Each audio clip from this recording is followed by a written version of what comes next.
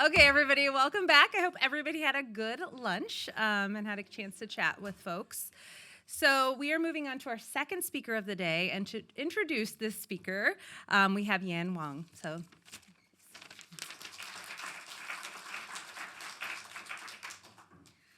Welcome back.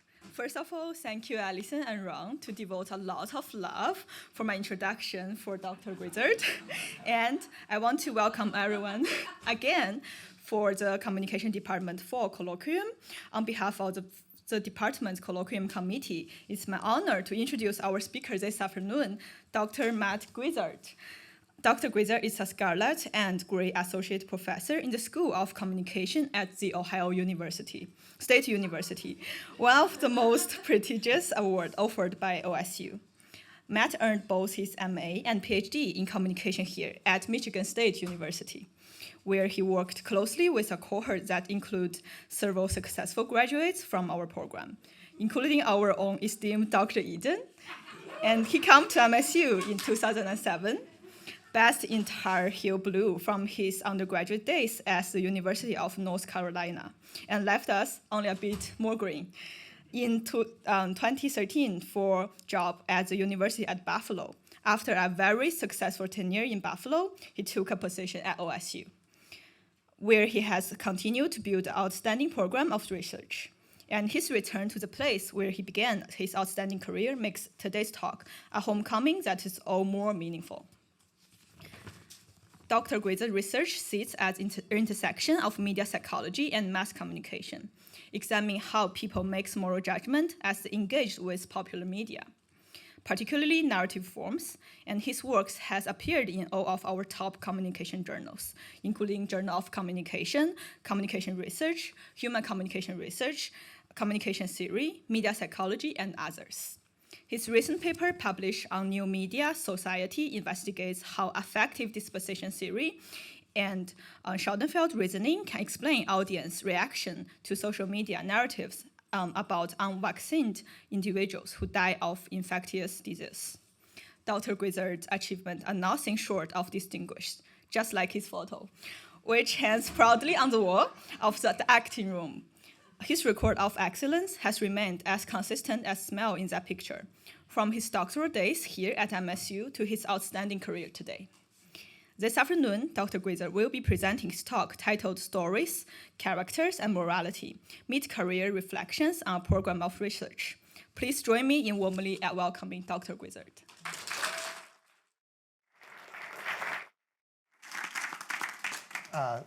Thanks for having me again.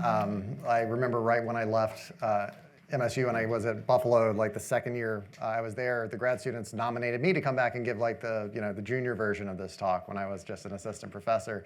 And I was like, I've only been gone like 18 months at this point. I don't know if I've done enough to talk about it. But now I've been gone quite a bit longer. And so I've done a lot of work, and I'm really happy to share that with you all today. Before we get started, though, I have to start with the map because when I was here, Chuck, every time he introduced someone, he would introduce them with a map, and I felt like I have to introduce myself with a map as well because of that. And I'm also going to tell you a little bit about my journey because I think knowing a little bit about where someone comes from and how they think about research is really useful in kind of unpacking why they're doing the research they're doing and how they're doing the research they're doing.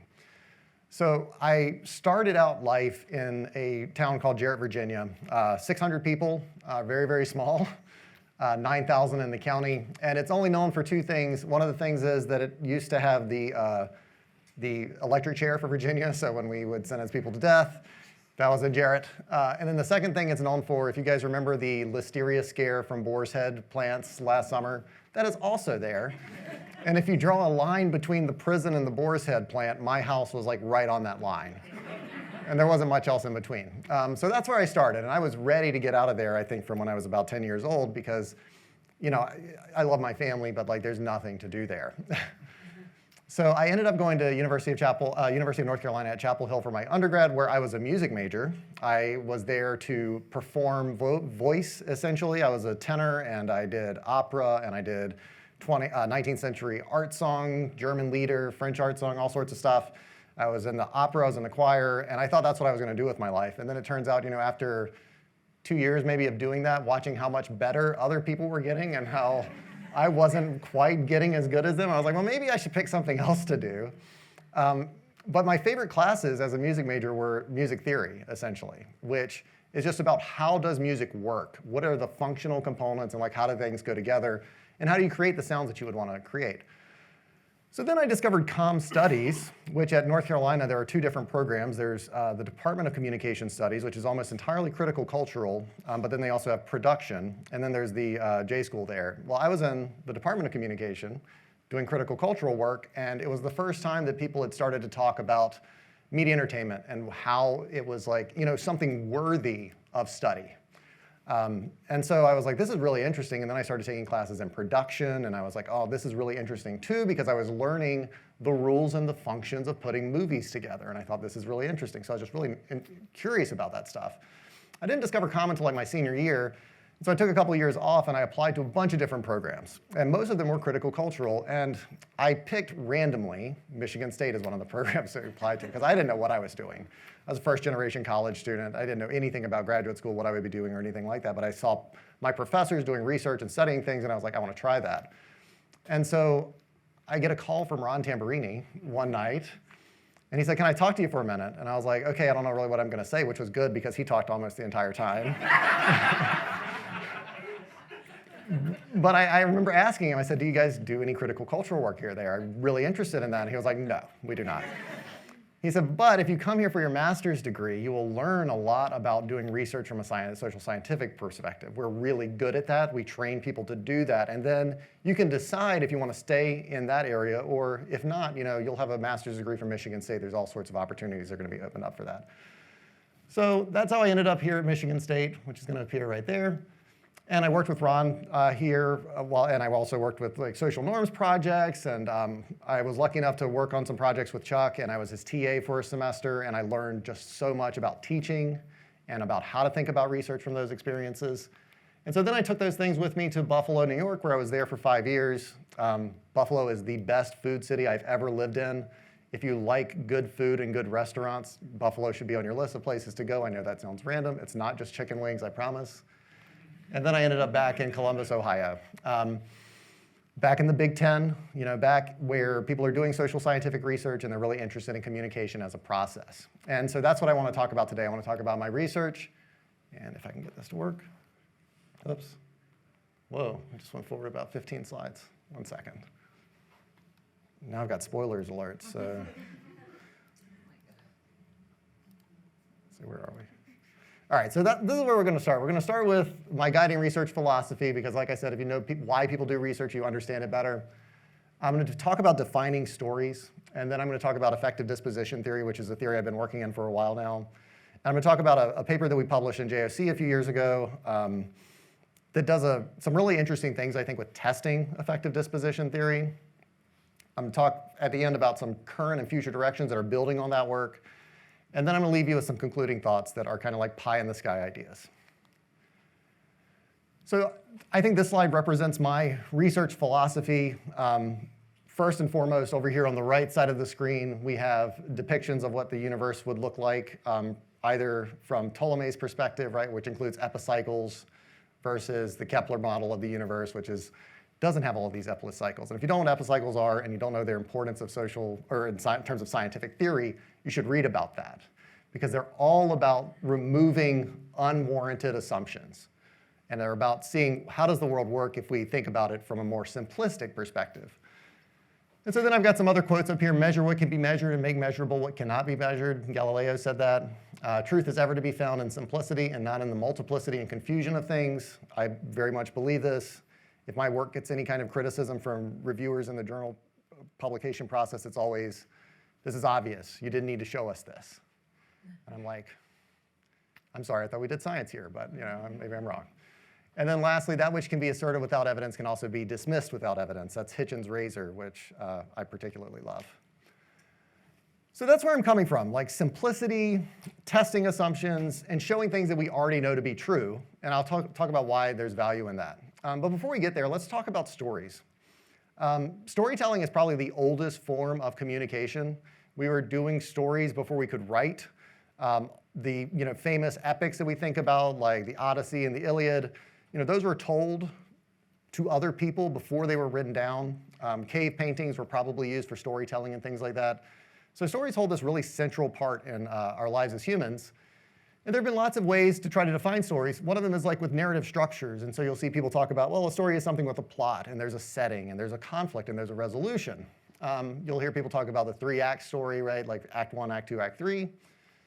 And then you'll have definitions like this from Mika Ball, who is a narratologist, who defines a story as a series of logically and chronologically related events. Behold a story. But probably not, right? We probably wouldn't think of a Lego diagram or any diagram like this of being a story, even though it is a series of logically and chronologically related events. So there tends to be two things that we need for a story to be seen as a story, and those are characters and events. Now, characters are these entities within stories. They're called the change agents of stories. They are the gripping point that we have to kind of get into the story and understand what's going on there. Now, characters don't have to be complex superheroes like we see over here on the right. We see characters everywhere. One of the famous illusion experiments from the early days in psychology was the Heider-Simmel illusion, which is represented over here on the left. And in this illusion, there are just triangles and shapes moving around the screen. But when people watch this, they don't see them as triangles and shapes.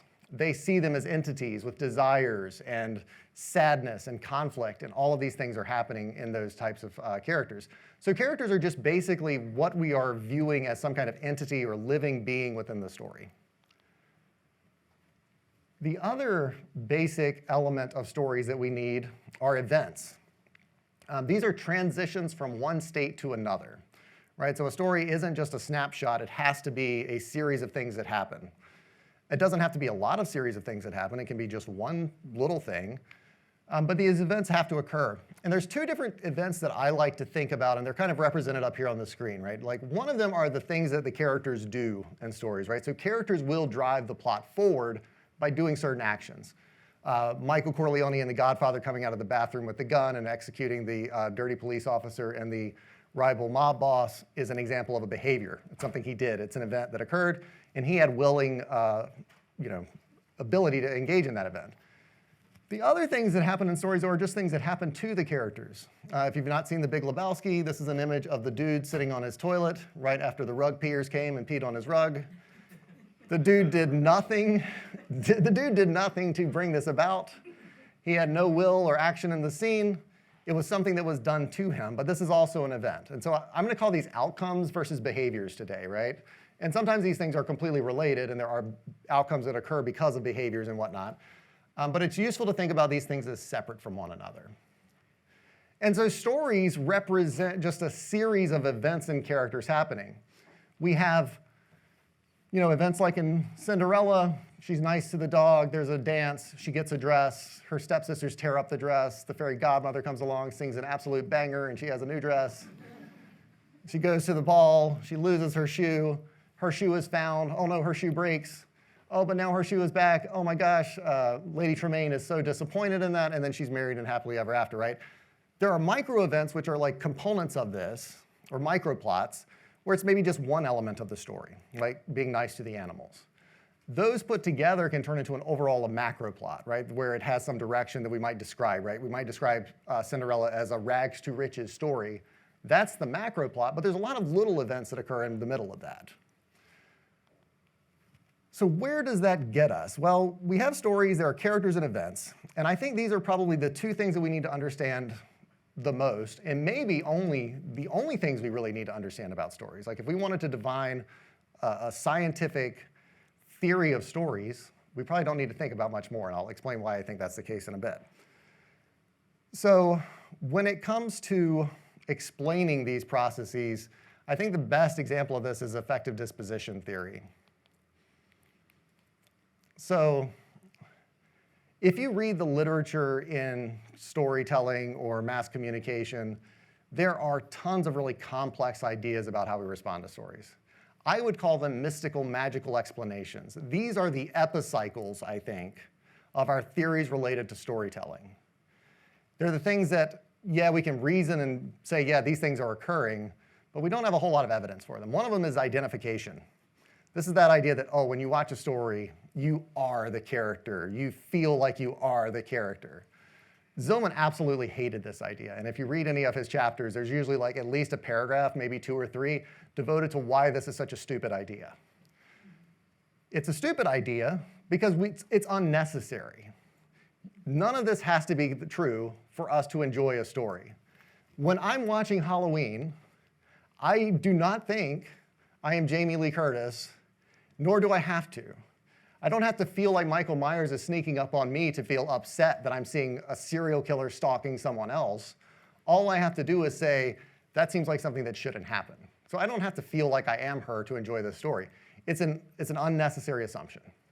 Willing suspension of disbelief is another one that Zillman hated. It was the idea that you must convince yourself that the content you are watching is real, otherwise you can't possibly enjoy it. This is false on its surface, right? Like think about children who's watched something scary. You have to convince them that it's make-believe, right?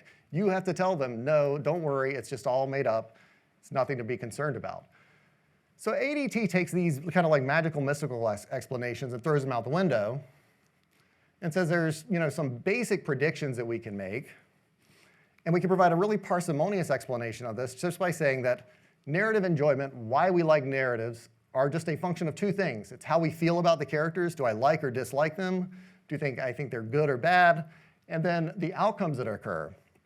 What's happening to those characters? Do I like that, right? So seeing Michael Myers get shot at the end of Halloween, that's probably an enjoyable experience because I dislike him a whole lot. Seeing Laurie Strode get stalked by Michael Myers and tortured is probably a bad experience for me because I care for her quite a bit. And so ADT says we can make some predictions just based on these 2 simple variables, and we can plot them out in this kind of interaction, right? Where when good things happen to like characters, we feel good about this. When bad things happen to dislike characters, we feel good about this. And then these opposite sections, right? Like characters experiencing bad things, that's what makes us angry or cry. And dislike characters experiencing good things, that's what makes us sad and angry and feel like the world is unjust. Pretty simple, and you can explain a whole lot with just these 2 variables. So if we think about it as just those 2 things, right, how we feel about characters and what's happening to them, there are 3 global processes that kind of explain this. And there's some questions that we have to wrestle with as researchers. One, we have to figure out where does this liking come from? Why is it that I like some characters a lot, some not at all? And then I absolutely hate and despise other characters. That's a central question of ADT. The second sub-process of ADT is a prediction process. It's what's going to happen. Stories are great about making us think bad things are going to happen to those characters we like.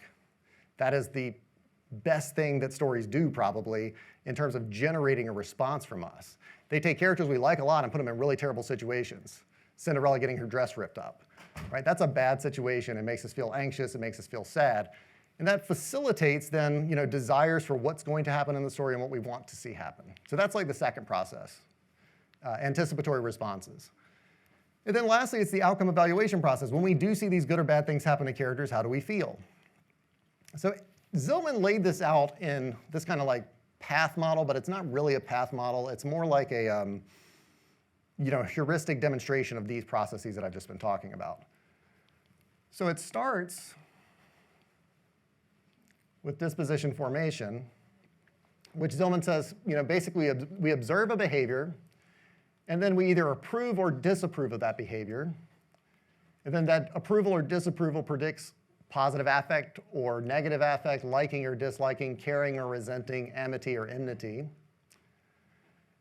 Once those things are established, we can enter into the outcome anticipation process. If I like a character, I'm going to be hoping for good things to happen to them. I'm going to be fearing bad things to happen to them. If I dislike a character, I'm going to be experiencing the opposite. I'm going to hope bad things happen to them and fear good things might happen to them. Then once we observe those outcomes happen, that either produces what he says is concordant affect or empathy, right? We feel the same thing as the character. They're happy, we're happy. They're sad, we're sad. Or we feel counter-empathy. They're happy and we're sad, or we're happy and they're sad.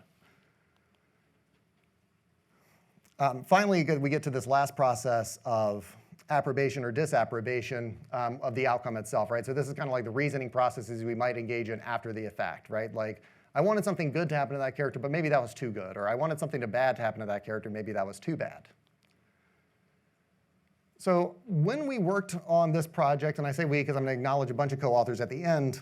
I don't do anything alone. I don't know why. I'm just like terrified of doing stuff alone, I guess. But like if you look at my entire CV, I don't think there's a single authored paper on there, and I'm proud of that fact. So we worked on this comprehensive test of ADT, and we started here, right? Because this is not a testable model.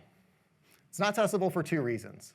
First, this is a continuum, right? We can think of this as a approbation to disapprobation with neither approval or disapproval in the middle. So it's bifurcating a process that's a continuum here. The other reason it's not testable has to do with this element in the middle, which is just anticipation, right? These are events that may occur or may not occur. They don't have to bridge this entire process. Now, I don't think Zillman designed this to be a testable model, but I thought it's probably valuable to turn this into a series of testable models. And since I took Frank's 902 class where we talked about serial causal models, that was a big influence on how I think about this. So how do we model these processes out? We can think about the disposition formation process as a serial causal model of observed behavior predicts approval, which predicts viewers' dispositions towards characters. Simple mediation model there. We can think about anticipatory responses as just extending this out into the future. Right? So these dispositions then predict anticipated future behavior. Do I think the character is going to do X, Y, or Z in the future? And am I hoping for or fearing positive or negative outcomes in the future? And then we can think about this second process of outcome evaluation as a more complex moderation model, where we observe an outcome, positive or negative. That produces emotional responses within the character. So something good happens, they feel happy. Something bad happens, they feel sad. And then this relationship to my feelings, my liking of the ending of the story, or my enjoyment and appreciation of the narrative, this depends on how I feel about the character. If I like the character, this should be a positive relationship, right? They're happy, I'm happy. If I dislike the character, this should be a negative relationship. Follow me so far? Come on. Now, the thing to notice is that these two things can be put together as two separate serial causal processes happening at the same time, like parallel, right? The end variable for the disposition formation model is our moderating variable for the outcome evaluation component. So that's where we started, and we pre-registered all of these things, and we pre-registered path models for this, et cetera, and how we were going to test it before we even collected data. And so what we wanted to do in our main study was test this model in a way that's like really carefully controlled. And I'm going to walk you through a lot of like nuts and bolts here because I think that's going to be useful for the graduate students in the room.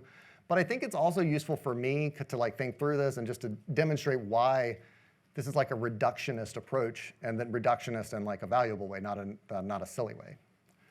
So we recruited a huge sample from both Mechanical Turk and from our local undergraduate research pool at OSU.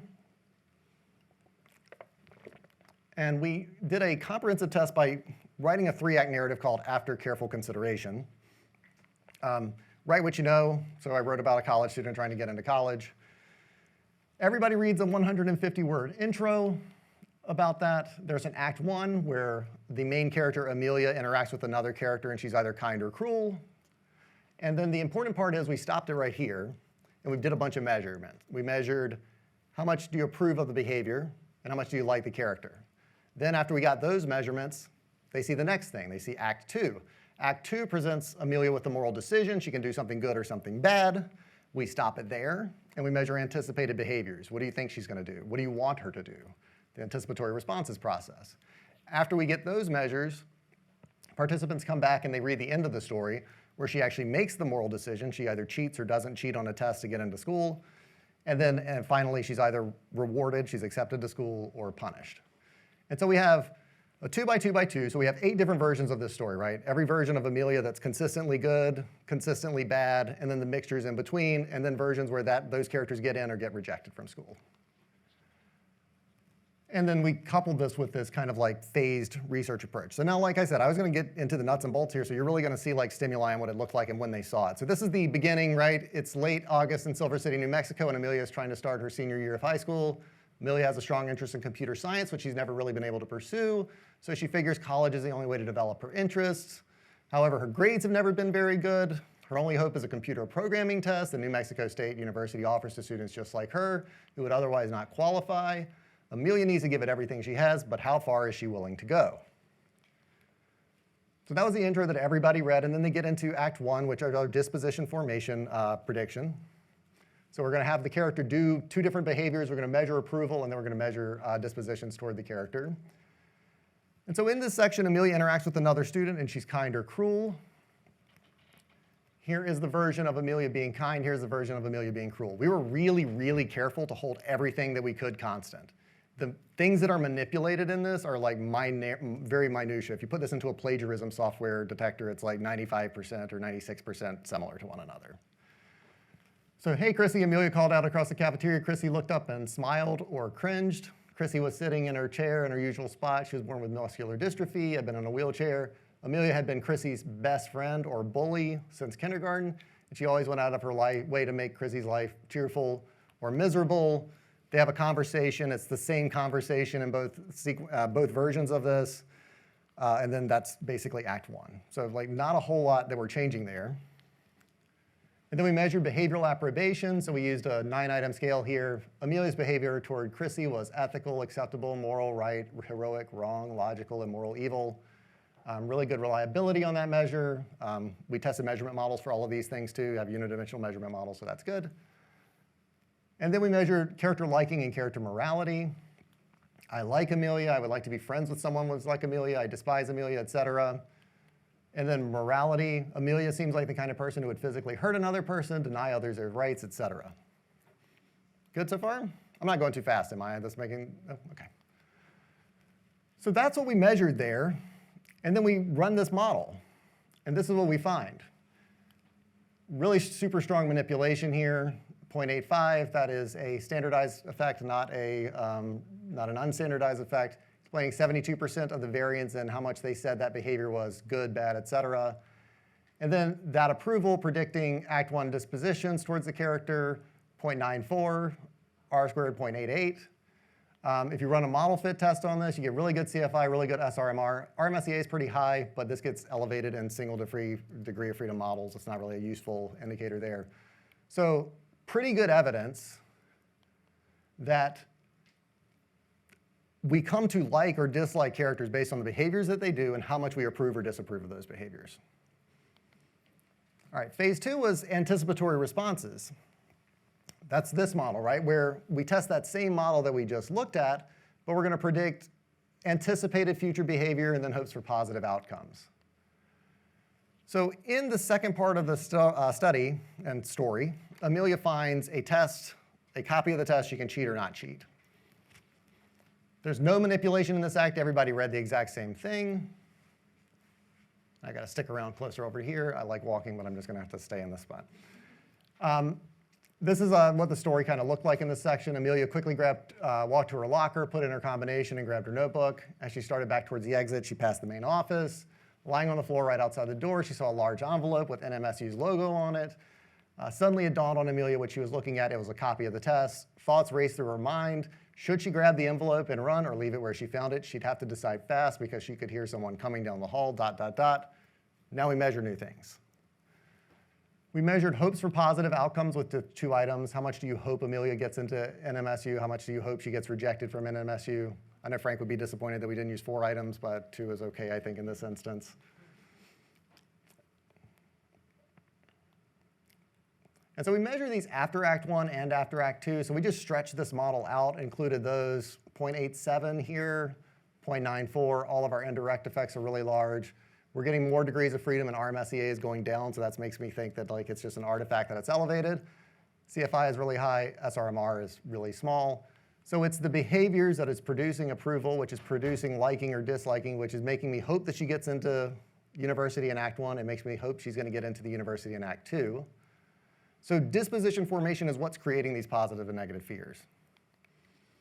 We also measured anticipated character behaviors here, expected, prescriptive, and desired. So what does that look like? This is expected, prescriptive, and desired. We asked, what do you think Amelia will do with the test? Either take a copy with her or leave it where she found it. What do you think the right thing is to do? This is a prescriptive judgment. I think Amelia should take the copy or leave the copy where she found it. And then lastly, what do you want Amelia to do? I want her to take the copy of the test, or I want her to leave the copy of the test where she found it. If we look at this as a logistic regression, we can get those dispositions that were formed in Act 1, and then we can look to see these predictions in Act 2. Expected behavior, what do we think Amelia will do? The more moral she was, the more I think she's also going to leave the test where she found it, right? If I like her a lot, I think she's going to leave the test. If I dislike her, I think she's going to steal the test. Pretty decent sized odds ratio there, 2.23 on the logistic regression. No variance whatsoever in what's the right thing to do, right? 95% of our samples said, yeah, the right thing to do is just to leave the test and not steal it. But this is kind of an interesting component here, desired behavior. What do you want her to do? Note that it's a negative beta here, and then also with the odds ratio significantly less than 1. So this means the more I like Amelia, the more I want her to do the immoral thing. I want her to take the test with her. The more I think she's a bad person and I dislike her, the more I want her to leave the test where she found it.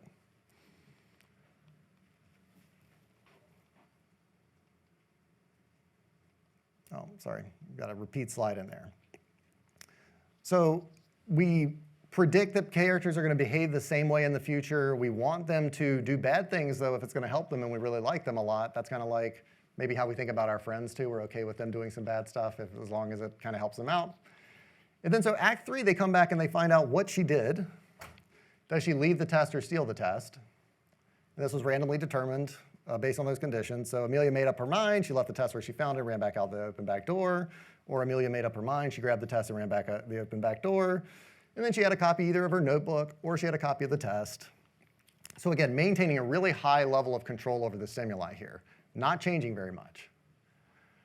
We did the behavioral approbation measure again, and we did this and we looked at it and we said, okay, we got a really strong effect again here. That's great. But you'll note this is a pretty small R-squared compared to the R-squared we saw in phase 1 of this study. And we were thinking, oh, why is that the case? And we're like, oh, duh, because we already established her as a good or a bad person. We've got to include Act 1 in this model now. And so if you include Act 1 now in the model, you see that bleed over effect where the more you liked her in Act 1, the more you like her in Act 3. But you also see a main effect here where the more you approve, the more your dispositions are positive. And we get our R-squared back up to where it probably should be, which is around 0.81 in this type of study. And we can see the updating effect that was occurring, right? Over here on the left side of the screen, we have conditions where Amelia was kind to Chrissy in Act 1, so she's a good person, I like her. And when she steals the test, and then over here on the right, that's where she's cruel. But when Amelia does not steal the test, we're seeing improvement, right, in both conditions. This one's jumping up quite a bit more than this one, probably because of ceiling effects, and also there's just, you know, she's really bad here, and now maybe she's not quite as bad. And then when Amelia steals the test, we see the decrease. So people liked her a lot. She stole the test, though. They went down. What's interesting is even if you wanted her to steal the test, you still update in the right direction. You still think she's a worse person, which is kind of crazy. Like you're like, oh, I want her to steal the test. Oh, she stole the test. She sucks, right? Like why? I don't know.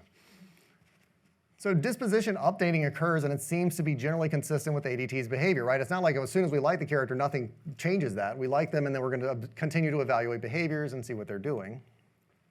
And then lastly, she gets accepted or rejected to school. So this last part of the thing, she opens the letter and she reads it. And dear Amelia, the admissions committee has carefully reviewed your application. I am pleased to inform you, or I regret to inform you. She cries in both of them, but here are their tears of happiness and here are their tears of devastation. So we measured perceived happiness and sadness of Amelia. How much do you think she's feeling these things when she got in or got it rejected? Correlate negative 0.96, so we create a single composite of those. And so this serves as our first initial manipulation check. Did she get in or not? And then how much do I think she's feeling specific emotions? And then we also measured participants' own affect. How much are you feeling these things? Now these didn't correlate as highly, and I mean that makes sense too, right? Like you can feel happiness and sadness at the same time. Like they wouldn't, I'm happy that she didn't get in, but I'm also a little bit sad, or I'm sad that she got in, but I'm also a little bit happy she didn't get in, right? So we modeled these separately because we just didn't have good evidence to combine them together. And so that's the second phase of this model, right? The character's affect predicting the participant's affect with the disposition moderating that.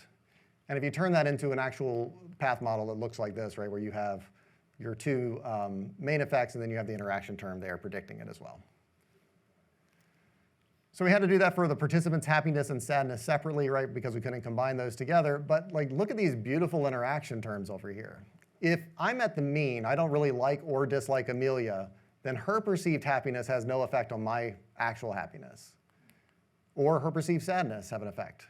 But if I really like Amelia, this purple line, you'll note that there's a really strong positive correlation there, really strong negative correlation here, because this is how happy I think she is, and the happier she is, this, et cetera. Actually, this is supposed to be perceived sadness. I'm sorry, I've got that wrong. But we've got these effects that are going on that we're like, okay, this is exactly what ADT would predict. Pretty strong size paths, and explaining a lot of variance, right? 0.48, that's like crazy. Like, I mean, I'm thrilled about that. We measured liking of the ending. How much do you like, or satisfied with the ending? How much do you like the ending? And then we measured enjoyment and appreciation of the story as a whole. Enjoyment is fun, a good time, et cetera. And then appreciation is meaningful, moving, or thought-provoking. Liking of the ending, again, we observed that beautiful contrast effect. The actual effect here is 0, which is like, that's like the perfect crossover interaction. It's like amazing, like yay, again, like pretty happy about that. Sorry, I'm bragging a little bit, but like if you had these data, you'd be bragging too. Huge interaction term there, again, explaining a lot of variance in the liking of the ending. Now, when we get to enjoyment and appreciation, it's a little bit of a different story. We do not see that clear crossover interaction for enjoyment, nor do we see it for appreciation. We see, still a pretty good amount of variance that we're explaining, but nowhere near what we were explaining for liking of ending. But what this tells us is, perhaps, I'm not entirely sure of this, but I think what this is telling us is those micro-level events, the change scene to scene, liking of the ending, very clearly predicted by ADT. This is enjoyment and appreciation of the narrative as a whole, so there's a lot of other things that are going into this. So maybe that's why it's like better to predict micro-level things than macro plot. But before I move on, the other thing I want to note is it is really hard to pull apart enjoyment and appreciation. It's like if you're familiar with this literature, they correlate really strongly. We've created a situation, though, where we've got high levels of appreciation and low levels of enjoyment, right? Significantly above the midpoint of the scale, significantly below the midpoint of the scale. So this is probably useful for people who are more interested in those types of effects, right? You could use these stimuli to generate high levels of appreciation without generating high levels of enjoyment. So is this a parsimonious explanation? Yeah, right? We're doing a lot, and I know I had a lot of measures in there, but conceptually there's not that many variables, right? It's like, how much do I like the character? How much do I approve of their behavior? Do I think they're feeling, what do I think they're feeling right now? And so we're able to explain a lot just with these types of things. So I want to shift gears now and talk about kind of like future directions. This study did a really nice job of creating the perfect opportunity to observe ADT at work. And so one of the criticisms I got back on this when I was like submitting it to a conference was, this is obvious, right? Like, you know that this story is going to be perceived this way. It's very clear that it's going to be obvious. And I don't know that we have that many theories, though, in COM that we could set up a situation where you would find effects that were this obvious, though, and this strong, and this consistent with what the theory is predicting. So I feel really good about that. But I feel really good about what this allows us to do in the future.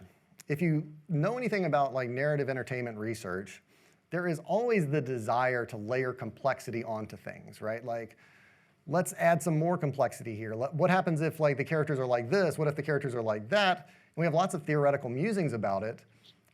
But we kind of need to know, in the cleanest situation, like the best situation we can get, our strongest stimuli, what does it look like? And then let's move that around with stimuli and complexity after the fact. So I want to talk about some of the directions that we're working in to try to extend this in more complex kind of areas. One of them is character interdependence, one is behavior independent events, character depth, and then multi-story predictions. How am I doing on time? Okay. So character interdependence was idea that I came up with one of my grad students, Joe Franzmon. We were looking and thinking about lots of stuff that we were watching, and we're like, well, why do we like this character even in this situation? And it's like, oh, maybe it's because the characters around the character are moving our judgments, right? So if you watch Breaking Bad, how do you still like Walter White in season 5? Like, he's a really terrible person by this point. The antagonists are worse than he is, though, by that point. Every season that he gets worse, there's a new antagonist that gets worse. Now, if he was still just killing low-level drug dealers throughout the entire series, you probably wouldn't like him very much at the end, because it's like I'm shooting fish in a barrel at this point, right? Like, is there any threat to me? No. So Joe and I started working on this when we were at Buffalo, and we did this idea that basically, right, the features of one character influences our perceptions of the other character. So we did a kind of interesting study where we had 2 different characters, and you're always evaluating 2, and we did different combinations. The 2 most important conditions from that study were these 2, though, where we had the exact same neutral-looking character appearing after a character that's completely consistent with heroic schematic perceptions, and a character that's completely consistent with villainous schematic perceptions. This looks like a bad guy, that looks like a good guy to people. This same person, right, like significantly above the midpoint of the scale, significantly below the midpoint of the scale, and you can predict it based on whether they saw in Act 1 or Act 2. So pretty good evidence, right, that we can shift these things around based on the context the characters appear in. Joe did this for his dissertation as well. He ended up doing a 7-study dissertation. The first 3 studies just got published in JOC, where we set up a network of characters. Character A and character B are rivals, as represented by this negative sign right here. Character C is character B's sidekick, as represented by this positive sign. And then A and C never interact with one another, but if we completed this with balance theory, right, that should be a negative relationship. So what we did in the story, we manipulated character A's morality. We described him as a social scientist who was great, right? He gave ideas away, and he like donated his own money and time to research. Good guy. The bad guy version was he stole students' ideas, falsified his data, and did mind-enhancing drugs to help him come up with better hypotheses. Kind of a bad guy. Write what you know, right? I'm not sure. This effect was really large, pretty good. We explained a lot of variance in character A. Character B was not described at all. We didn't know anything about his behavior. All we knew is that he has been rivals with character A since their grad school days. Character A's morality negatively predicted character B's dispositions. So the more, if I find out character A is moral and character B is in the narrative and he's their rival, I'm going to think he's immoral. If I think character A is immoral and character B is his rival, I'm going to think he's moral. So pretty strong effects there. But then we observe this beautiful indirect effect, right, where there's character A is not predicting character C, but what we know about character A's morality is filtering through character B to character C. They're positively related to one another, and we, like I said, Joe did 7 studies in his dissertation. These were the first 3, replicating this multiple times, randomizing orders, all sorts of stuff. We couldn't make this finding disappear, despite our best efforts to try to.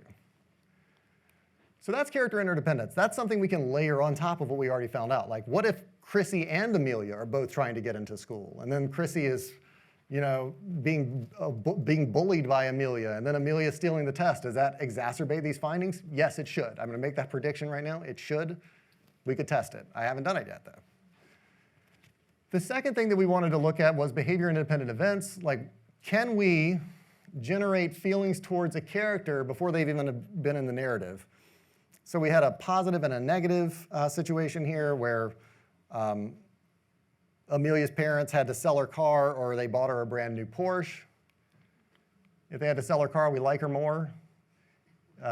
If they had to sell her car, we hope for more positive outcomes. Positive values go down. And then we did this in a Solomon 4-group design to make sure that like it was actual change from pre to post. Yes, it was. Feel good about that. My student Rebecca Fraser has been working on character depth. This is some stimuli from an early study. Here's Tyler Walton. He's a Marine. Tyler drives a Toyota Prius, listens to classical music. His favorite restaurant's a French restaurant. He bakes bread, he rides horses, and he does CrossFit to stay in shape. We randomly inserted either atypical details or typical details into this. This is the one predominantly atypical, but all the way from 0 atypical details to all details are atypical. This is the effect on character depth, how deep we perceive that character to be. It also had effects on liking. We tend to like atypical characters a little bit more. Came up with a scale. This is under review right now. If you're a reviewer, please accept it. Big effect on character type, flat characters versus round characters, big change in character depth. No effect on morality, though, and a smaller effect on liking. So that seems to be a unique variable. It's not just overlapping with dispositions. And then maybe character depth is playing a role in this. All right, lastly, that I'm just going to go through really quickly.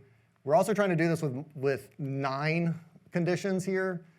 These green and black ones were what I was talking about earlier.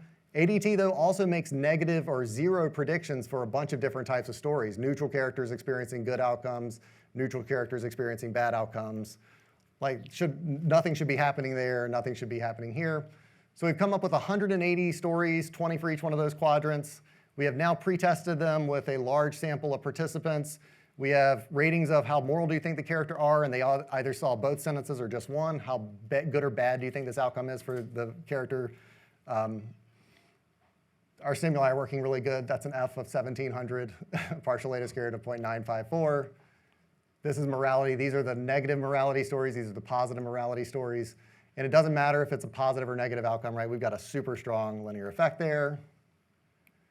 This is the outcome measures. The bad events are really strong as well, 0.95. Again, it doesn't matter much for the morality. You do see a main effect there, but the big, strong trend line here is consistent for all of those. And then lastly, we created the disposition theory vector from this, where we multiply disposition times outcome. Dispositions ranges from negative to positive. Outcome ranges from negative to positive. You can calculate a disposition theory vector for every single one of those stories. When we look at the prediction on that, the interaction term is predicting at 0.914, so that's pretty damn good as well. We plot out those 9 conditions, and these are those 9 squares that I was talking about before. Haven't done the follow-up study on this, but I'm really curious to see, does this correlate with people's actual liking and enjoyment of these like 2-sentence stories? Maybe they do, maybe they don't. This is the distribution of them. You'll note we have them everywhere. We have all different versions. The reason you see this big pipe in the middle is just because there were more conditions that are at the 0 level there. So possible uses for this: how does ADT predict across stories? Getting at O'Keefe's point, right, where message level effects requires message level variation. We haven't done that yet in ADT. That's probably an important step to look at. 2, though, we could potentially use this as an ADT sensitivity trait level measure. How sensitive are you to stories that have happy endings or sad endings? Some people love them. Some people can't watch something that's a sad ending, right? How close your scores fit to the line will tell us a whole lot about how sensitive you are to these types of stories. So that's just some future directions. Conclusion, ADT is a good theory, not because it's accurate, but because it's explicit. We need to spend more time testing than musing. That's my claim for my research. Like, anybody can come up with an idea. It's really hard to run 15 studies on the same topic over and over again. Ask me how I know.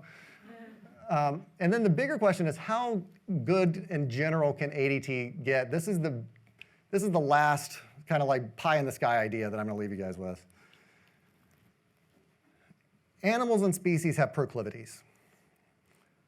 Dogs chase things, right? If you have a dog, you know they chase things. They will chase anything and everything.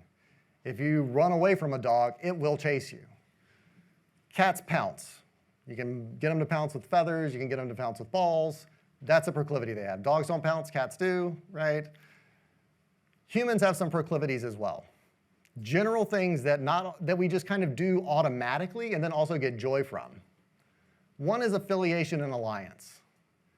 We love forming groups. We love forming groups so much that if you put us in random groups, we'll still form a group, and then we'll hate your other group way more, right? Do you guys remember those studies about the camp and things like that? That is a proclivity we have. It's a lot like disposition formation, right? How much do I like a character or dislike a character? I'm going to ally myself with the character or against the character. We love prediction and simulation as well. We love guessing the right answer.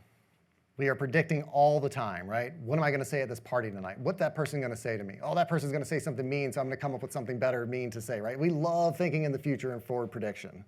And we love being right, ergo gambling, right? This is something that we do. It's a natural proclivity. Sounds a lot like anticipatory responses from ADT. And then lastly is emotion sharing. This is the quokka. This is supposedly the happiest animal on earth according to the internet. What? Why is it the happiest animal on earth? Because it has this cute little smile and it looks like it's smiling all the time. Is it the happiest animal? I don't know. When chimpanzees smile at you, right, they're usually like trying to scare the crap out of you, and like we're looking at them, they're like, oh, look, it's so cute, it's smiling at me. It's like, no, that's a intimidation response. It's trying to scare the crap out of you. Emotions sharing is something that stories allow us to do, and it's a proclivity we have. We love feeling bad for people. We love feeling good for people. That's just like what we do. So this is my idea, right? Like there are literatures devoted to this, devoted to prediction simulation, and there's literatures devoted to affiliation alliance that have not been fully integrated into ADT. We probably know a lot more about what causes affiliation alliance than ADT tells us, right? ADT tells us it's behaviors, it's also narrative schema and things like that, but what about other things that might be bleeding into this? So my big pie in the sky idea is like, maybe it's not as specific as ADT makes it out to be. Maybe it's even more general, and we need to think about this as general processes that apply outside of stories. All right, so that's it. Thank you. This is all of my collaborators, I think, that I've worked and published a paper on ADT. Many of them are in this room, Ron, Allison, but then also my gang from Buffalo that was there and was working with me, and then my gang from Ohio State. Huge thanks to them. Love to hear some questions, though.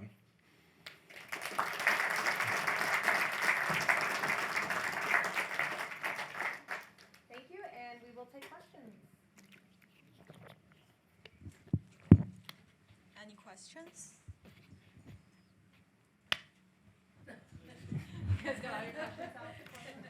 I mean, I know it's clear, but like. Oh, Allison has a question. It's a boring little question, and it's also self-serving. Just so we're clear. Okay. All right, so I was curious about the outcome effect in your manipulated stories, because in the Amelia story, it looked like outcome was less effective than the approbation of the outcome, but then in your manipulated stories, you're seeing a nice big effect for outcome, and I just wonder if you could tell me why that is. So, Probably my interpretation. what question, is this the one you're talking about? Yeah, because it looks like, because in the Amelia stories, you do disposition by outcome, right? In order to get to sort of the liking of ending, right? But in then your story manipulation, you still see a main effect for outcome, right? Yeah, so it's a little bit different. So the main effect that we're seeing for outcome there, and I went through this quick, so this is probably why you have the question on it. This main effect here that you're talking about, is that what you're? Yeah. Yeah. So the outcomes are different here, and like we're evaluating them slightly differently for immoral characters, right? So an immoral character that's experiencing a good thing, I don't perceive it to be as good as like another character, right? So we've got that main effect there. So I think that's what's going on, and I mean I think this is clear too, right? Like somebody doing a crime and then getting a neutral response is basically a reward, right? But the predictions, right? When we think about like even the ADT vector, right? That is not baked into that. But it could be, right? There could be additional terms that we could specify here and get to a more precise equation predicting DTV. But I think the only way we get there is this kind of like cross-story validation work. Yeah, I mean, this is actually the main effect I was specifically talking about, right? I would have expected. Oh, this one right here? Yeah, because I would have expected immorality by outcome, but not outcome on itself. Ah, yeah. So like why is that effect significant? Yeah, I don't know, that's a good question. We could probably look at that, I'm thinking, with the data that we'll get, but I think it's unclear, right? Why would that be the case? I mean, part of it could just be a function of how people are evaluating them, right? Yeah, Jacob just said maybe it's demand effects. Yeah. I think, yeah. Yeah. Okay, cool, thanks. Yeah. That makes sense. Thank you. Mm-hmm. Matt, when you were showing, you're plotting the 9 conditions that you said were, 4 clearly predicted by ADT and 5 not, right? Right. That chart that you had there. This one. Now, I think that you mean it's not that ADT doesn't make predictions, right? Right. It's that they predict that there will be. Well, basically, Zillman said if you don't care about the characters, you won't have any response to the outcome. Yes, so exactly. that's what you're expecting here, right? Yeah, that's exactly right. Like Zillman says, if I don't care, Right. I'm not going to be moved by the outcomes that they experience. Right, okay. So, Yeah. so that's what you're looking for. You're looking to see whether or not people will care about the outcomes in this circumstance. Absolutely, right? Because like ADT says it should be 0, like in terms of enjoyment, like it Right. shouldn't facilitate enjoyment or not. Okay. So let me, now that I have that, I understand it correctly. When we look at these types of situations you're trying to create, where you have these perfect circumstances, bad characters experiencing good outcomes, good and bad characters and perfect experience of good and bad characters is hard to create in viewers, right? In videos? In viewers, Oh, in in viewers. audiences. So, for example, actually, it's not the good and bad ones that are hard to create; it's the neutral ones that are hard to create. Yes. Right? It's really hard to create those neutral characters because there's, first of all, there are biases that we have towards characters coming in. There's a positivity bias that's going to affect us, so that we go into Totally. these circumstances expecting people to be good and we like them. How do you deal with that? So, I mean, part of it, I agree with you, right? Like, there's likely to be between subject variance here where, you know, if I read a story about, a professor from a small town of Virginia, I'm automatically going to like them, right? Because that like sounds like me. So it's going to be, part of it is going to be like that's noise in the model, essentially, right? So what we've done with these stories is these are just 3 of the cells, right? And I picked these out because these are kind of weird ones, like a bad character with a good outcome. Rachel betrays her allies to sell secrets to the highest bidder. She escapes without consequences and lives in luxury, praised by her employers for her efficiency. Like that should make people seem like they should be like, that's a bad story, right? And I don't like it. This middle one, neutral character, neutral outcome. Jane studies enough to pass, but never strives for top grades. She graduates with average marks, blending into the crowd without distinction or failure. That's a neutral story, and people shouldn't like it or dislike it. It should just be like, well, that's a stupid, boring story. Nobody's ever going to turn that into anything. And then last here, good character, negative outcome. This is like a tragedy. So the idea here is that because we're going to be randomly assigning people to which versions of these stories, hopefully that kind of like washes out, and we can still look to see across stories, are we seeing the predictions? So, but you're right. Like in the past, we've been choosing to focus on within subject variance as like something useful. That's why I did all those structural equation models. I think what this does is it takes the question a little bit differently, and it says like, well, across stories, do we see these predictions like being like, you know, fit to the data and things like that? Are the data like actually predictive in this type of instance? So I think it's just another way to kind of like get at the basics of that. Okay, thank you. Thanks, Matt. This is really interesting. A question about the dynamic nature of some of this, or like the time-related nature of any of this. Like stories, to I think some of our enjoyment is like they have this life cycle to them. I'm not super familiar with this area of work, but would you be able to tell me, like, is there any sort of dynamic nature of these effects where I assume where people like, I'm guessing they don't immediately form an impression. It may take some time for people to form that impression of these characters. Probably not these 2-sentence ones, right? Because they're pretty one-shot views. But like Right. in some of your other work, like have you considered time as being a really important variable here in some of the formation of these values? I think time is hugely important to like real stories, right? Like Allison and Ron and I worked on a couple of projects looking at real like long-term series, right? One was a online soap opera called Sorority Forever, and then we had Days of Our Lives data. And I remember working on those as like, I had no idea what I was doing as a grad student, but I was like, you copy these DVDs for students so that they can watch them. All right, I can do that.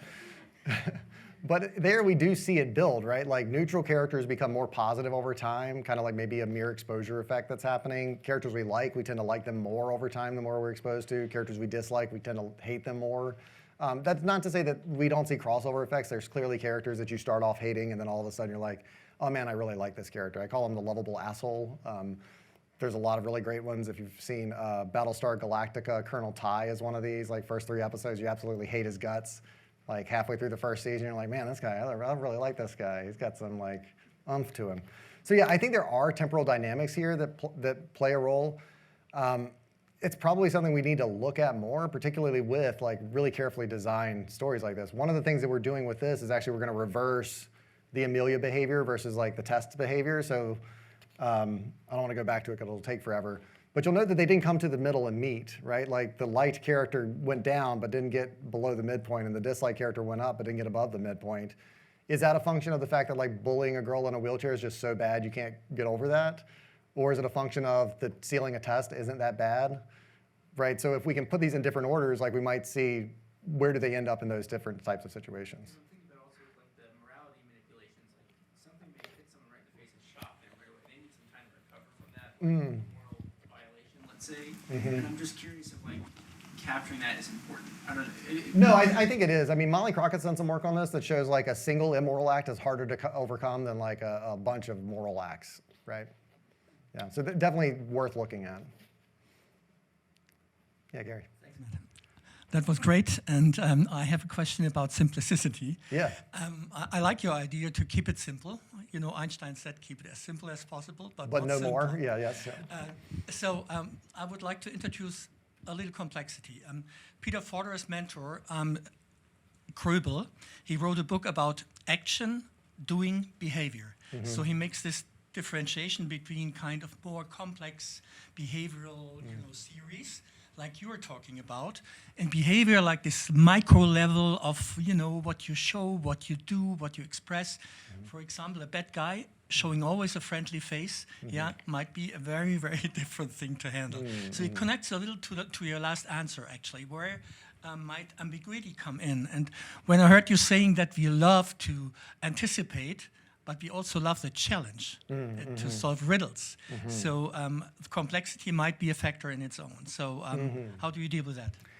I think it's a great question. It's something that I've been wrestling with, right? Like I titled this something like Reflections at Mid-Career, right? And I have been I would say a proud reductionist, right? Like I like reducing and I felt really good about that. I feel like we're getting to the point where we can try to start to introduce this complexity, but I think there's like two ways that social scientists kind of deal with complexity. Like sometimes they say, oh, the complexity is just error or it's noise or like, oh, it just didn't work this time because of that, right? And it becomes this complexity that's undefinable and like not useful for theory development. But there's additional complexity where it's like, okay, well, what happens when we have additional characters here or we have different cues, right? Like if we could display Amelia looking in one way or versus another, right? Like I think that's the level of complexity that I'm looking for, and I don't know of a better way to go about it other than trying to establish something like this and then layering manipulations on top of it. But maybe there's other ways to think about it. You already introduced it with the different lookalikes of the characters somehow, but it's not dynamic. So Right. you have a look at the new AI video production technologies Oh, that yeah. could give you some hands-on stimuli more dynamic than that. So I think that would be a good next step. Yeah, absolutely. That's a great idea. Thanks. You do have that, though, Matt, in your research where you wrote a series of stories and the behavior changes over time. Oh yeah, we do have that where like one character is present versus another, right? And so yeah, if there's a more immoral character, the slope of the line is like shifted up. So I mean, there are ways to do it, and we've been trying to do it. It's been one study at a time though, and I'm really trying to like extend a lot from the same stimuli because I think that's something we do not do very well. We do not use our same stimuli over and over and over again, and I've been just as guilty as that of anybody. But I'm trying to get to the point where it's like, not only am I developing these stimuli, they're the stimuli I go to over and over and over again. I think there's a lot of value to using the same thing over and over and over again. Brennan. Yeah, thanks very much for this talk. It was a lot of fun. I guess this kind of goes in line with another question about keeping simple, and I wonder if keeping it a little bit less simple might elucidate some other things. I'm looking at what's on the screen right now, and I'm thinking about not so much entertainment media, but I'm thinking about American political culture. And I'm wondering if we're seeing, or if you have noticed in data, any disagreement from within populations that you're studying, from within samples that you're studying, about what constitutes bad character and what, I think certainly if, you're clubbing baby seals, for instance, probably looks unilaterally bad, right? Yep.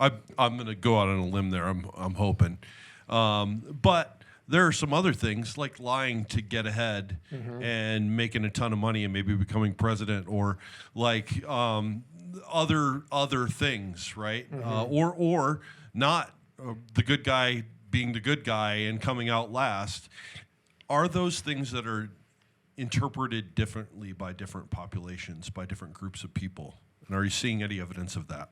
So yes, I would say so. Like Ron's mind model and its extensions in like the narrative enjoyment appreciation rationale and whatnot says absolutely. So like if I give this example sometimes, right? I made a sandwich for lunch and I ate it.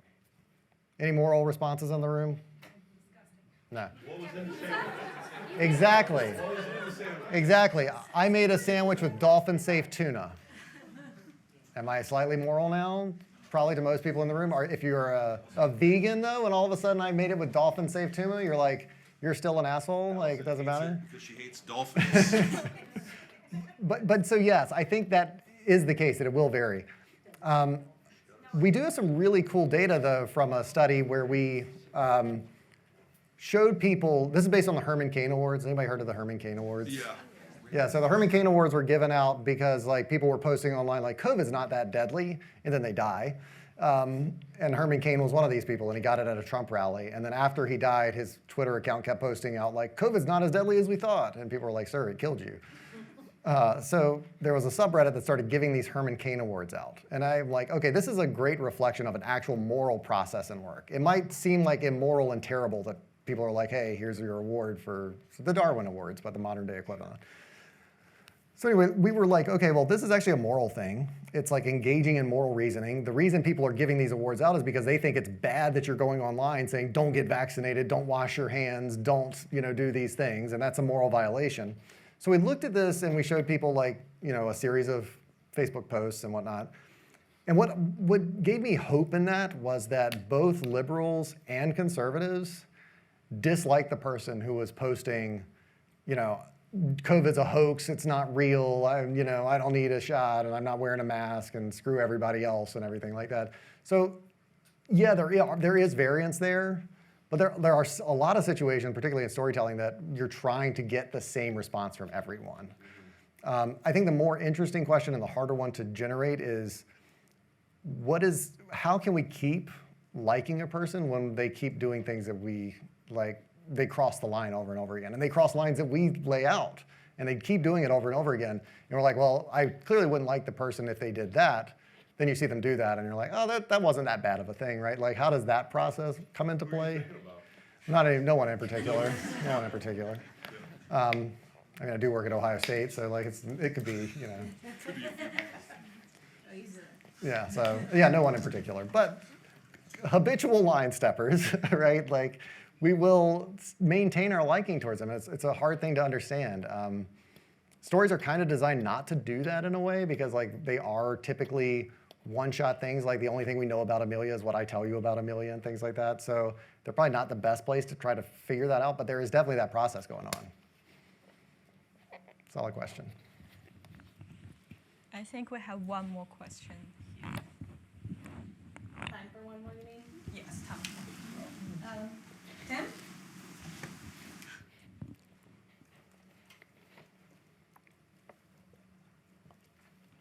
Since this is your mid-career reflection, why do you care about morality so much? That's a great question. I'm just curious about it, I think. I almost started this talk with saying that I don't study stories to make the world a better place. I don't study stories to try to make people like recycle or do nice things. Not that there's anything wrong with that. It's just I don't trust myself that I would actually make the world a better place with my stories. It would probably be worse. I mean, I think about studying stories as an object of study in and of themselves. I think it's just kind of interesting. The morality component, I mean, part of it is, it comes from theory, right? So like ADT, like Zillman says specifically, it's like we are moral monitors, and that's what we're doing in stories. That's what's pulling our alliances towards some characters, is like I approve of them morally. And then also that's what is driving my outcome evaluation as well, because like he had some really solid work showing that if a punishment is too much, right? You steal a pack of gum and they chop your hand off. Like ADT in a bubble or in a vacuum would say, oh, I should like that because a bad person got a bad thing happening to them. but clearly that's like a step too far for most people. And so there's always this kind of like moral element to it. I mean, I think we are just, and maybe it's not moral, maybe it's just alliance forming, but like as a species, we need to form alliances with people, and we want to form alliances with people we can trust. So I think it's just been baked into the theory. So that's why I just care about morality. Like part of it is I've inherited it from the theory itself. But I also just find it really interesting, and it's driving these big effects. So I don't know if that's a good answer or not, but. Driving big effects is a damn good answer. That's a good reason. I mean, basically, if it's something that's causing major changes in social life, whether that's what you want to do or not, it's a good reason to understand it. Yeah, that's true. All right. Well, thank you so much, Matt, for such an interesting talk.